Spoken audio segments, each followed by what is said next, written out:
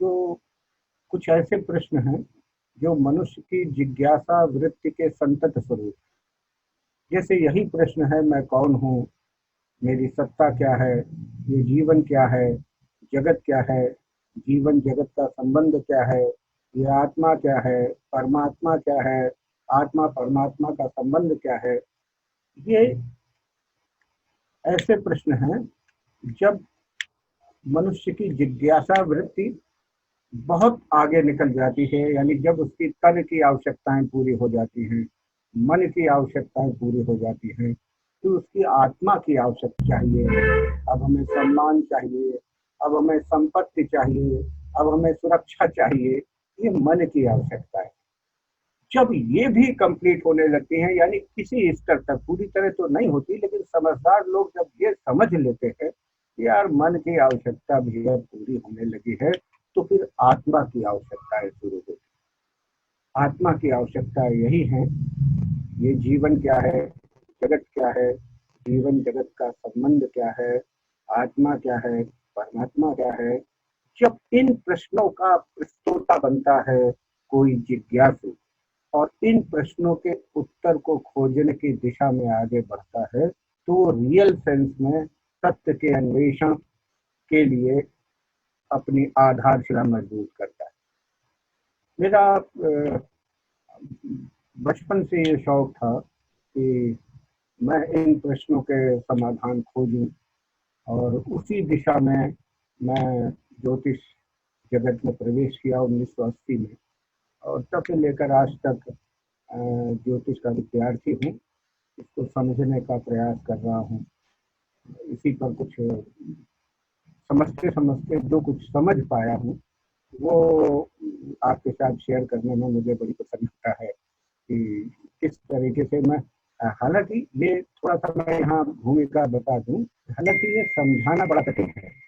पहले तो समझना कठिन है, यानी क्लियर कॉन्सेप्ट होना थोड़ा कठिन है। कुछ बातें कह के भी अनकही रह जाती है, कुछ बातें आपको शब्दों के बीच के जो अंतराल है उससे भी समझनी पड़ेगी, कुछ बातें जो उन वाक्यों का भाव है उनसे भी समझनी पड़ेगी, क्योंकि आप सब ज्योतिष के मर्मज्ञ हैं। तो मुझे लगता है कि इस दिशा में आप ठीक ठीक समझ सकेंगे। अगर हम कर्म सिद्धांत की बात करें कि कर्म क्या है, तो सच बात यह है कि मनुष्य के अस्तित्व को बनाए रखने के लिए कर्म, अगर कर्म नहीं होगा तो मनुष्य का अस्तित्व ही नहीं रहेगा। गीता में भगवान कृष्ण ने कहा है ना, प्रकृति के अनुसार कर्म करने के लिए मनुष्य बाध्य है। तो जब कर्म करने के लिए मनुष्य बाध्य है, इसका प्रकारांतर से अर्थ हुआ कि मनुष्य के अस्तित्व को बचाए रखने के लिए ही कर्म है। अब कर्म के, जब कर्म हम शब्द का प्रयोग करते हैं तो इसमें बड़ा बहुत बड़ा कैनवास है। मेरे ख्याल से पहली स्लाइड अगर आप लगा दें तो मैं अब सीधे ज्योतिष पे आ जाऊं, क्योंकि भूमिका में फिर बहुत टाइम लग जाएगा। जो सज्जन जी इसे देख रहे हों हमारे को, तो फर्स्ट स्लाइड कृपया लगा दीजिए। अधिकारी नेक्स्ट स्लाइड। हाँ हाँ हाँ, थैंक यू। तो अब हम ज्योतिष पे आ जाते हैं, क्योंकि चिंतक साहब, थोड़ा सा आप जी जी, अपने को माइक्रोफोन के पास ले जाइए। आवाज़ बहुत धीमी आ रही है लोगों को, तो हो सकता है कि माइक्रोफोन। हाँ हेलो हाँ, अब आवाज़ ठीक हेलो, है। हाँ हाँ, ठीक है सर। हाँ, thank you sir, thank you sir. आप मुझे पहले बता देते मैं तो समझ रहा था हवा ठीक होगी, है सर कोई बात I got the message, because back team जो है सपोर्ट कर रही है, नहीं। उसने मैसेज दिया कि आवाज़ थोड़ी कम आ रही है आपकी। अच्छा ठीक है ठीक है, अब मैं ओके, पकड़े रहूंगा ऐसे। ठीक है, राइट सर। हम ये सब जानते हैं कि ये प्रकृति पंच तत्वों का खेल है, अग्नि पृथ्वी वायु जल। ज्योतिष में भी इन्हीं तत्वों का पूरा खेल, न इसके आगे कुछ है न इसके पीछे कुछ। अगर आप तत्वों को ठीक ठीक समझ ले, विवेकानंद कहते थे कि अगर आप एक मिट्टी के ढेले को ठीक से जान लें तो आप सारी पृथ्वी को जान लेंगे। अगर आप इन तत्वों को, इनके गुण धर्म को, इनके स्वभाव को ठीक ठीक समझ लें और फिर आप भावों की स्थिति में जाएं। आप जानते हैं कि नेचुरल लॉजिक की बेस है, और अगर आप नेचुरल लॉजिक को समझते हैं और उसी को समझना सबसे ज़्यादा जरूरी है, अगर वो आपकी समझ में आ गया तो आप हर स्कोप उसमें, पहला, पांचवा और नवा है, इसे आप धर्म त्रिकोण भी कहते हैं। और ये आप जानते हैं कि इस त्रिकोण में हमें फ्री विल होती है। हम इसको बाद में समझाएंगे कि पूरी तरह फ्री विल इस त्रिकोण में होती है। एक बात हम आपको यहाँ बता दें, हमारे जो 4 पुरुषार्थ है, थोड़ा सी भूमिका बना दें तो आपको थोड़ा समझ में आएगा कि धर्म, अर्थ, काम, मोक्ष, इसमें जो धर्म त्रिकोण है, अगर हम, क्योंकि इसमें हमारी फ्री विल है, इसको हम ठीक ठीक करते हैं तो हमारा जो काम त्रिकोण, जिसे हम कामना का त्रिकोण कहते हैं, वो निश्चित रूप से उसका फल वो अपने आप देता है। मेरा कहने का तात्पर्य यह है कि मनुष्य के हाथ में धर्म करना है।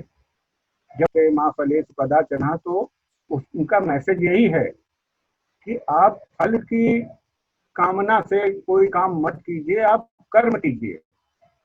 तो धर्म त्रिकोण, जब अभी हम आगे आप जब बढ़ेंगे तो आपको और थोड़ा स्पष्ट करेंगे कि धर्म त्रिकोण यानी हम जो, जिसमें फ्री विल है हमारी, हम धर्म करना हमारे कार्य क्षेत्र में है, लेकिन हमें कितनी कामना की पूर्ति होगी ये हमारे बस में नहीं है। भविष्य में मैं इसे समझाऊंगा। इसी तरह मोक्ष त्रिकोण यानी 4, 8, 12, एक हो गया अग्नि तत्व, तत्व ध्यान रखिएगा, एक हो गया जल तत्व, ये भी हमारे हाथ में है। यानी हम धर्म और मोक्ष त्रिकोण पर अपनी फ्री विल अप्लाई कर सकते हैं। हमें कितनी कामना की पूर्ति होगी, कितना अर्थ मिलेगा, कितना धन मिलेगा, क्या क्या मिलेगा, इस पर हमारा अधिकार नहीं है। कभी आप योग वशिष्ठ पढ़िए तो आपको ये बातें सांकेतिक रूप से स्पष्ट होंगी। बड़ी बात है, फिर एक बात दोहरा दे रहा हूं कि धर्म और मोक्ष, मनुष्य को दो तरफ प्रयास करना चाहिए। अर्थ और काम ये निश्चित रूप से परमात्मा द्वारा दिए जाते हैं, इसमें उसका बस नहीं है। हमारा विवेक, हमारी जो स्वतंत्र इच्छा शक्ति है, उसका काम है धर्म और मोक्ष पर काम करना। अब आ जाते हैं अर्थ त्रिकोण पर। ये जो आपके सामने स्लाइड दिखाई पड़ रही है, इसमें 10, 2, 6 ये सबसे महत्वपूर्ण है। 10, 2, 6 पृथ्वी तत्व है। अच्छा, आप ये जानते हैं कि 5 तत्वों में, एक बार तत्वों को थोड़ा सा संक्षेप में मैं जैसा समझता हूँ बताऊं, कि सबसे कम दुनिया में पृथ्वी तत्व है और उससे 3 गुना ज्यादा जल तत्व है। अब एक मिट्टी के ढेले को आप 1 गिलास पानी में अगर डाल दें तो मिट्टी के अणु अलग हो जाएंगे, पानी मटमैला हो जाएगा, और इसका अर्थ ये हुआ कि जल तत्व पृथ्वी तत्व को खा जाता है, उससे ज्यादा पावरफुल होता है। अब आप ये भी जानते हैं कि जल तत्व हमेशा एवोपरेट यानी उसका वाष्पीकरण होता रहता है। जब उसका वाष्पीकरण होता रहता है तो वायु तत्व जल तत्व को खा जाता है। और अगर कहीं आप DSLI जलाएं तो आपको ये पता होगा कि ऑक्सीजन खाती है तब अग्नि जलती है, यानी अग्नि तत्व वायु तत्व को खा जाता है और सबसे सूक्ष्म अग्नि तत्व होता है और सबसे ज्यादा विद्यमान होता है। दोनों हाथ की हथेलियों को रगड़ें तो हथेली गर्म हो जाती है, दिखता तो नहीं है लेकिन सबसे ज्यादा मात्रा में अग्नि तत्व होता है। वही फ्री विल की बात है। अब हम अर्थ त्रिकोण को अगर देखें जो कि पृथ्वी तत्व है, तो जो सॉलिड वस्तु का क्या प्रभाव है? वस्तु का प्रभाव है कि उसका गुण धर्म होता है। वस्तु का प्रभाव है कि का एक रूप होता है, वो अपना रूप बदलती रहती है। वस्तु के कई कई परिभाषाएं वस्तु की हैं। जब हम अर्थ त्रिकोण को देखते हैं, मेरा अब जो मैं बात कहने जा रहा हूँ उसको अगर आप ठीक से समझ लेंगे तो कई त्रिकोणों में वही बात लगा देंगे, क्योंकि ये एक थोड़ा बड़ा विषय है और बड़ा रुचिपूर्ण विषय है और समझने योग्य इसीलिए है। जो दसम भाव है, पहले तो बात हम करें कि भाव, इनको हम भाव कहते हैं। भाव समझने योग्य शब्द है।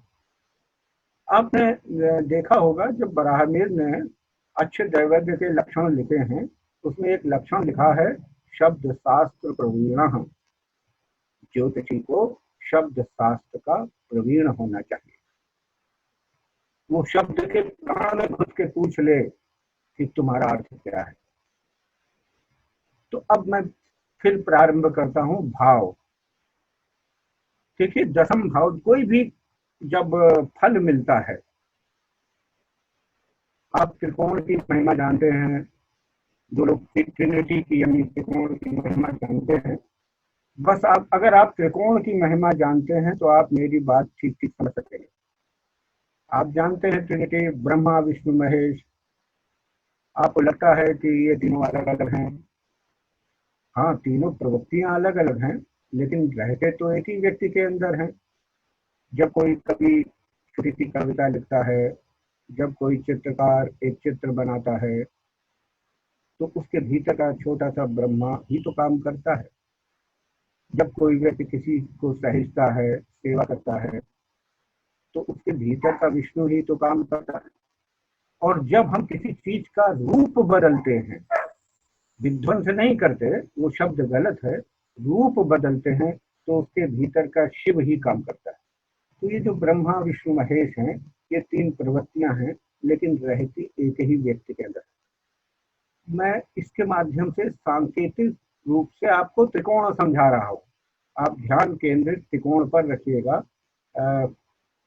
एक और बात है, त्रिकोण की अगर ज्योमेट्रिकल उसकी बात करें तो एक बिंदु अगर बीच में रख दे किसी रेखा के, और तो दो रेखाएं पीछे, तीसरी रेखा अपने आप उसी बिंदु को काटेगी। आप सबने संभवतः पाइथागोरस को पढ़ा होगा, तो आप उसकी महिमा के बारे में जानते होंगे। तो ट्रिनिटी ये है, जैसे मान लीजिए ज्ञान, ज्ञाता और ज्ञेय। भीतर बैठा है ज्ञाता, द सब्जेक्ट, जिसको हम जानना चाहते हैं वो है सामने ज्ञेय। और सब्जेक्ट और ऑब्जेक्ट जब मिलता है, यानी ज्ञाता और ज्ञेय का जब संबंध बनता है, तो जो घटना घटती है उसको ज्ञान कहते हैं। इसको दृष्टि, दृश्य, दृष्टा और दर्शन से भी समझ सकते हैं। दृष्टा भीतर होता है, दृश्य बाहर होता है। दृष्टा और दृश्य का संबंध बनता है तो दर्शन, घटना घटती है। ये मैन टू मैन डिफर करता है कि वो किस भाव से दर्शन कर रहा है।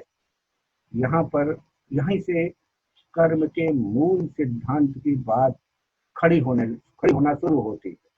मैं समझता हूँ कि मैं आपको बातें समझा पा रहा हूँ। यही एक ऐसा बिंदु है। अगर कहीं कुछ गड़बड़ हो तो आप मुझे टोकते रहिएगा, आप पूरा फ्री हैं टोकने के लिए। पक्का सर, मॉडरेटर हाँ काम हाँ कर रहा हूँ सर। Thank you. जी जी जी, हो सकता है मैं आउट ऑफ ट्रैक हो जाऊं तो आपको बताना पड़ेगा। खैर, नहीं तो सर, ट्रैक पे है सर, दिक्कत नहीं, आप करें प्लीज। तो ये जो ट्रिनिटी है, यही जो, इसी को अगर हम हेरोस्कोप में यानी अपनी जन्म कुंडली में त्रिकोण के महत्व को ठीक ठीक समझना शुरू करें, तो हमें बहुत आश्चर्यजनक परिणाम मिलते हैं। हमने दसम भाव की आपसे बात की थी, पिछली वाली स्लाइड जरा लगा दें अगर, अर्थ त्रिकोण की बात जिसमें हम कर रहे थे। एक तो अर्थ शब्द बड़ा गूढ़ है, और यहाँ से देखिए, जब जो 10th हाउस है, एक उदाहरण ऐसे लेते हैं, यहाँ पर भाव पैदा होता है करने का, यानी जो हमारा करने के लिए जो हमारी प्रवृत्ति है, वो कर्म का भाव कहते हैं। यहाँ से भाव पैदा होता है और ये सीधे जाके सेकंड हाउस में जाके, द्वितीय भाव में जाके ये कन्वर्ट होता है। वहां पर इसमें भावना, यानी जो उसकी पावर है, वो सेकंड हाउस में मिलती है जाके। सेकंड हाउस को आप हाउस ऑफ पावर भी कह सकते हैं, वो पड़फर भाव भी है।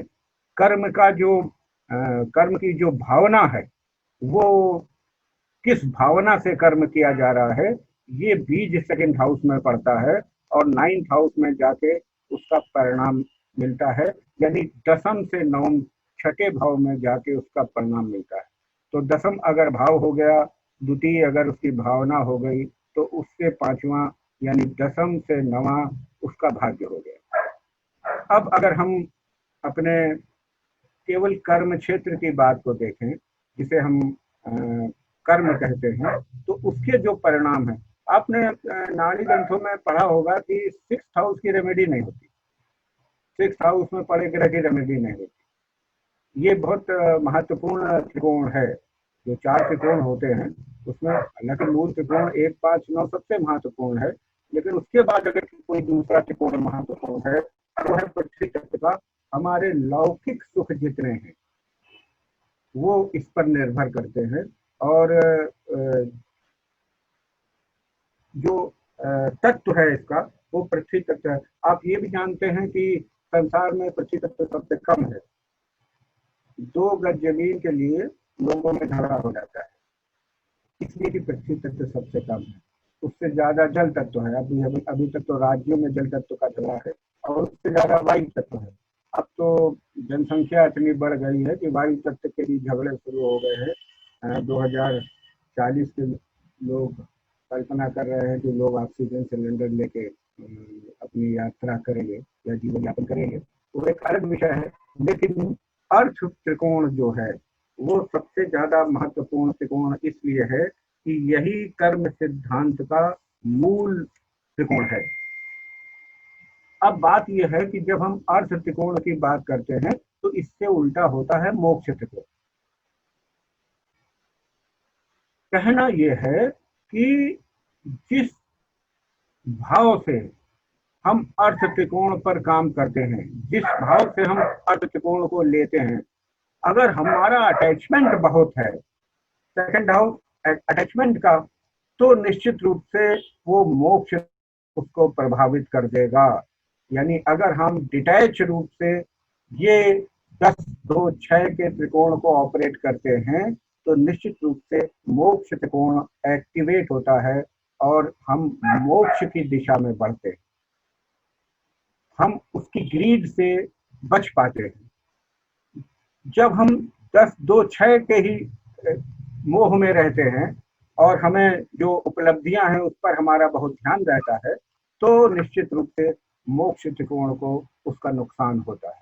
इसी तरह जब हम 1, 5, 9 यानी जो अग्नि तत्व है उसको ऑपरेट करते हैं कामना की दिशा से, कामना पूर्ति की मंशा से, तो निश्चित रूप से हमारा जो भोग त्रिकोण है, वायु तत्व जो है, वो निश्चित रूप से डिस्टर्ब होता है। तो भाव मेरा वही था कि 2 बातें मैंने आपको मूल रूप से विशेष रूप से बताई कि अगर हम धर्म त्रिकोण और मोक्ष त्रिकोण पर अपना ध्यान अधिक रखें, तो फिर हम अर्थ, ये लोभ और जो ईर्ष्या द्वेष, जो हमारे मन के षड विकार हैं, उनको दूर कर सकते हैं और एक आध्यात्मिक कर्म की तरफ बढ़ सकते हैं।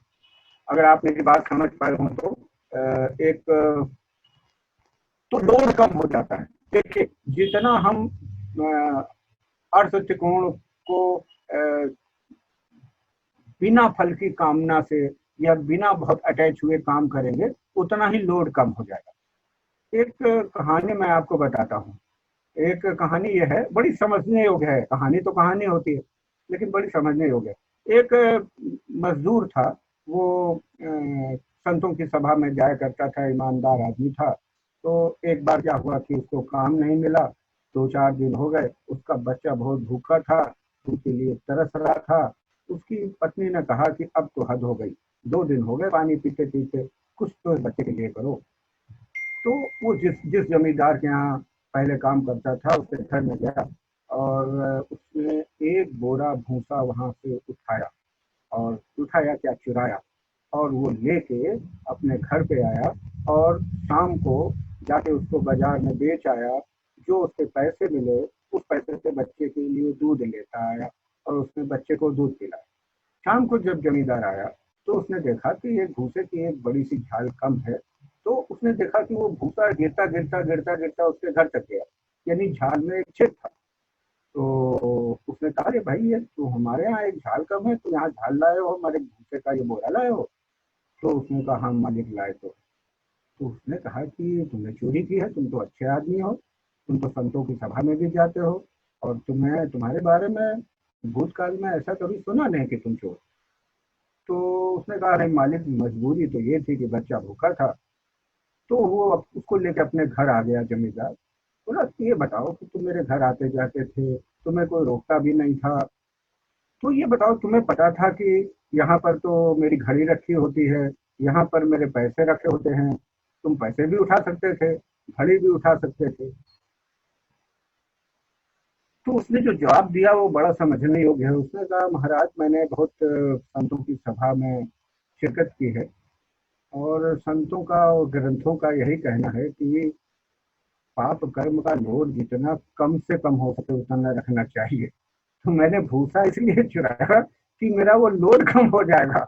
मैं जानता हूँ मैं पैसे भी चुरा सकता था, मैं घड़ी भी ले सकता था, मैं कुछ भी ले सकता था, और मैं ज्यादा पैसे भी, लेकिन मुझे पता था इससे मेरा काम चल जाएगा, एक आध दिन में मुझे काम भी मिल जाएगा, और ये बच्चा भी भूखा नहीं मरेगा। तो ये बस ये कहानी केवल मैंने इसलिए आपको सुनाई कि वो जो लोड कम करने की बात है, जब आप अर्थ त्रिकोण का से अटैचमेंट कम करेंगे तो आपका मोक्ष त्रिकोण एक्टिवेट हो जाएगा और आप उस दिशा में बढ़ेंगे। केवल इतनी बात के लिए मैंने आपको ये कहानी सुनाई। निश्चित रूप से आपने देखा होगा कि जो लोग इस तरह की मना स्थिति के होते हैं, अब अगर आप प्लेनेटरी पोजीशन में जाएंगे और उसको देखेंगे तो आपको जैसे आपने देखा होगा ना कि पतंजलि योग सूत्र में महाराज पतंजलि कहते हैं कि जैसे एक आमाशय होता है हम लोगों का, जिसमें भोजन पकता है, ऐसे ही एक कर्माशय होता है जिसमें कर्म पकता है। और फिर वो आगे कहते हैं जितनी त्वरा से कोई कर्म किया जाता है, त्वरा शब्द का मैं अंग्रेजी ट्रांसलेशन शुक्ला जी से कहूंगा कि वो जरा जल्दी से बताएं।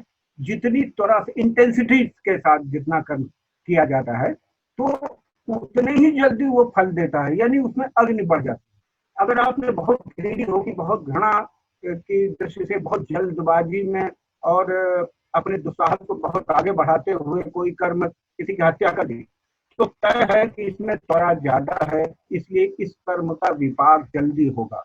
कर्माशय में अग्नि बढ़ जाएगी और इस कर्म का विपाक जल्दी होगा, और हो सकता है आपको इसका फल इसी जन्म में मिले। है तो पतंजलि योग सूत्र ये कहता है, यानी जो हमारे कर्म का जो विधान है वो बड़ा एक ऑटो सिस्टम है, जिसे हम वेदों ने जिसे ऋत कहा है। ऋत का अर्थ होता है कि एक तरह से अपने आप जो सृष्टि संचालन प्रक्रिया है वो चला करती है, तो वो अपने हिसाब से निर्णय लिया करती है और हमें उसी हिसाब से फल भी मिला करते हैं। ये हमारे हाथ में है, ये हमारी फ्री विल है, क्योंकि दो त्रिकोण हमारे फ्री विल के हैं। अगर हम उन दो त्रिकोणों पर ठीक ठीक कमांड रखें, या इन दो त्रिकोणों को ठीक ठीक समझने की कोशिश करें और उन पर ठीक से वर्क करें, तो हमारे दो त्रिकोण बहुत अच्छे फल देने के लिए, क्योंकि हमें फिर अटैचमेंट होगा, अटैचमेंट नहीं होगा। अगर हम मूल त्रिकोण यानी 1, 5, 9 की बात जब करते हैं, तो वो कामना पूर्ति की अगर उसमें एक बहुत बड़ी लालसा न हो, तो निश्चित रूप से वो फल अच्छा भी मिलेगा और हमारे आगे भविष्य के कर्मों को पकड़ेगा भी नहीं। हर चीज की सकारात्मक और नकारात्मक ऊर्जाएं होती है। ये भी सवाल आते हैं कि क्या कर्मों का जो प्रारब्ध में जो परिवर्तन हो सकता है या नहीं हो सकता है।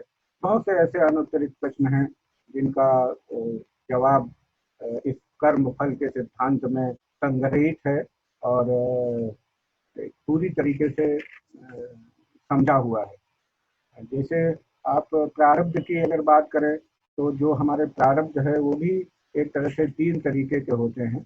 एक तो जो इच्छा प्रारब्ध होता है, जिससे हम जो इच्छा से भोगते हैं, एक अनिच्छा प्रारब्ध होता है और एक परेच्छा प्रारब्ध होता है। यानी हमने कोई इच्छा की और हमें वस्तु मिल गई, ये हमारा इच्छा प्रारब्ध है।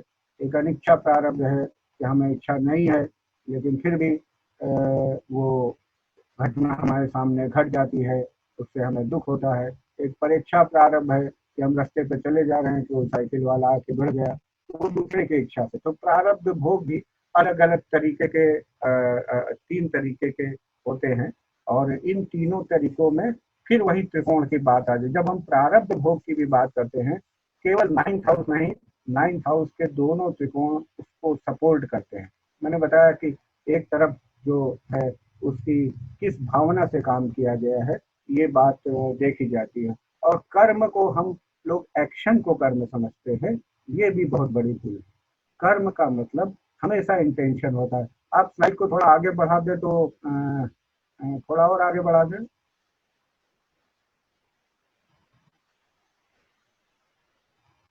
खैर ये है, जैसे एक व्यक्ति ने फूल तोड़ा, अब कर्म तो एक्शन तो फूल तोड़ने का ही हो रहा है, ठीक, लेकिन उसने फूल तोड़ा किसी डेड बॉडी पे चढ़ाने के लिए।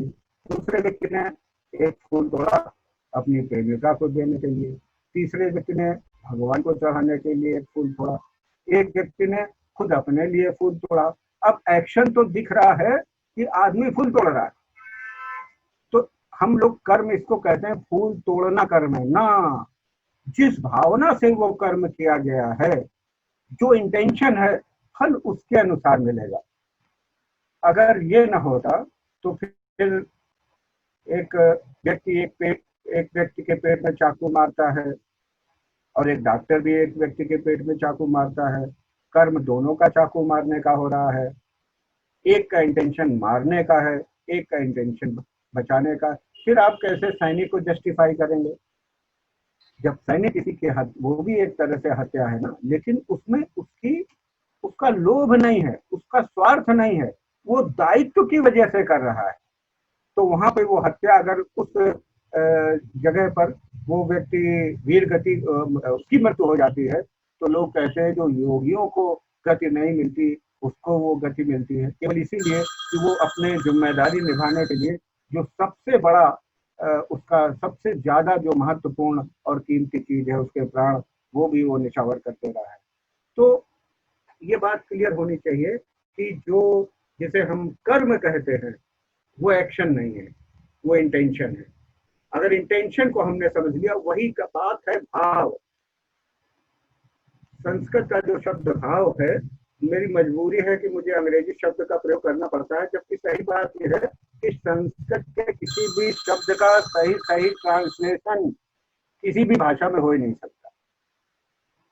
लोग कहते हैं कि ओल्ड फ्रेंच में संस्कृत के शब्दों का ट्रांसलेशन हो सकता है, लेकिन वो भी पूरी तरीके से नहीं हो सकता। यानी इंटेंशन भी हम जो कहना चाहते हैं वो उस बात को पूरी तरह समझा नहीं सकता, लेकिन फिर भी ये थोड़ी सी मजबूरी है कि आप उस तरीके से उसको समझ सकते हैं।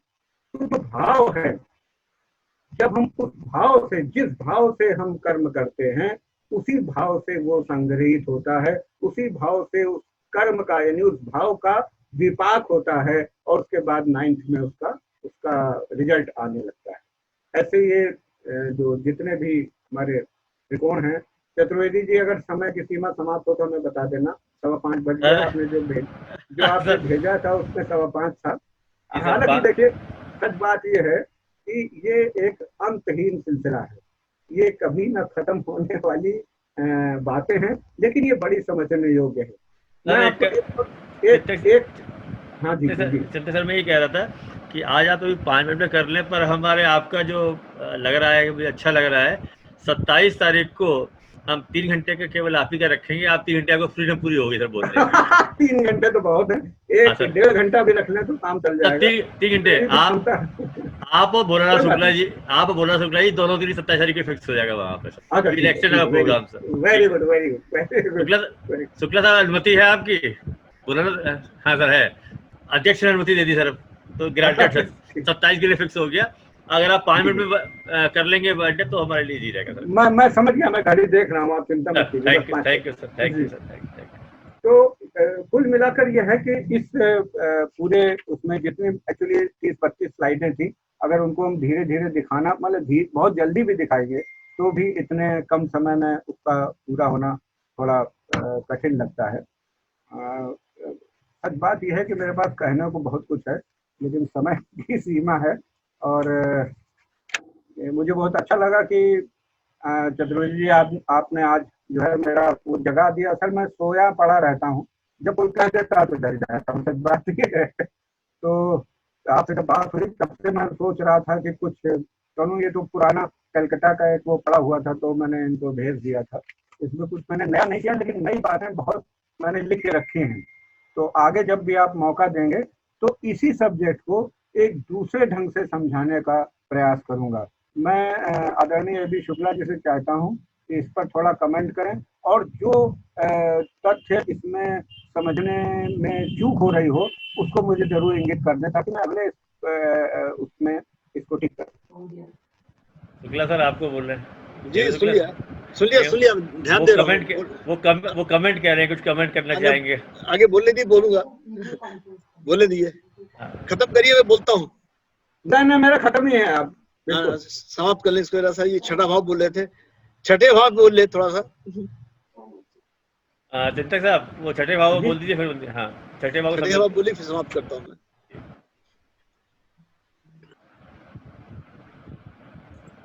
चिंतक साहब छठे भाव बोलते हैं आप, बोल हाँ छठे भाव बोल दीजिए, छठे भाव बोल दीजिए कह रहे हैं।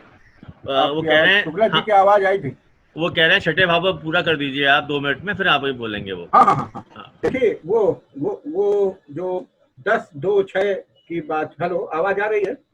ये आ रही है सर, आ रही है, आवाज आ रही है। ये मैं कह रहा था कि ये जो अर्थ त्रिकोण है, इसका पूरा जो फल है वो छठे भाव में संग्रहित होता है।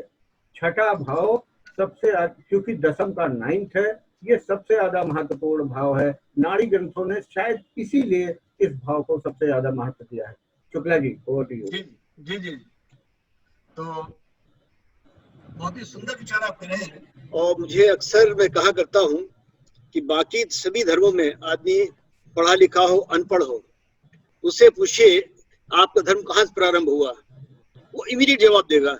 आप किसी मुस्लिम से बिल्कुल अनपढ़ हो, लेबर काम करता हो, उससे पूछिए तेरा धर्म कहाँ से प्रारंभ होता है, और फौरन कहेगा अल्हम्दुलिल्लाह रब्बिल आलमीन।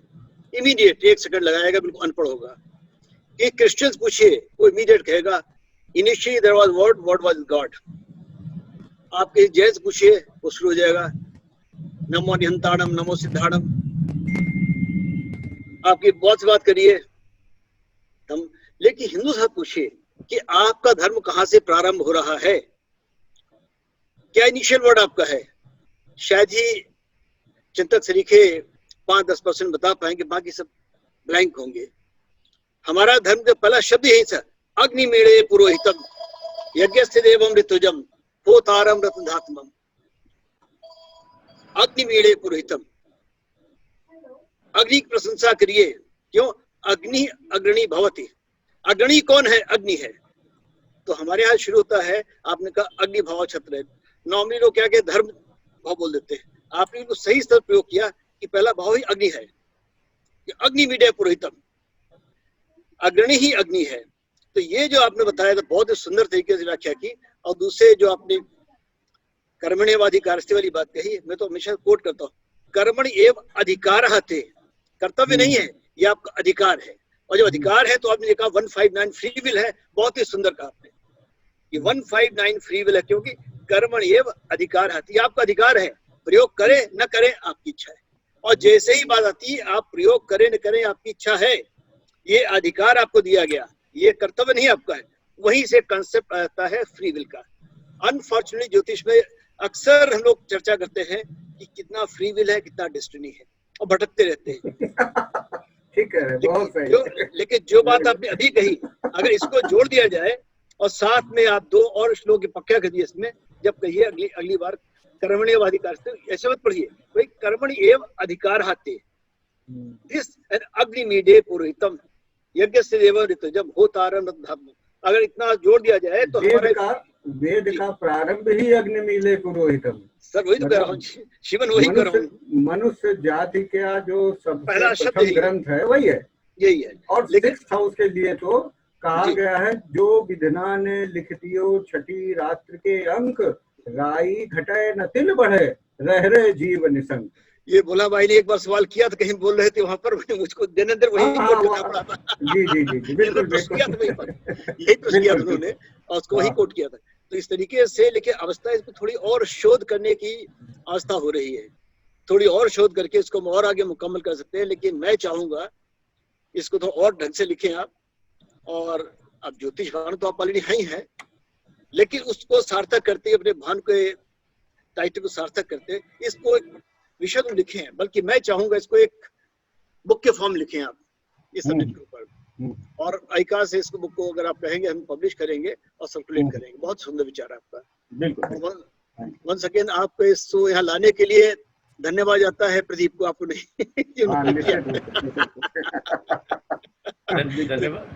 धन्यवाद शुक्ला सर, धन्यवाद सर। आपको प्रदीप जी और आपकी पूरी टीम को बहुत बहुत धन्यवाद।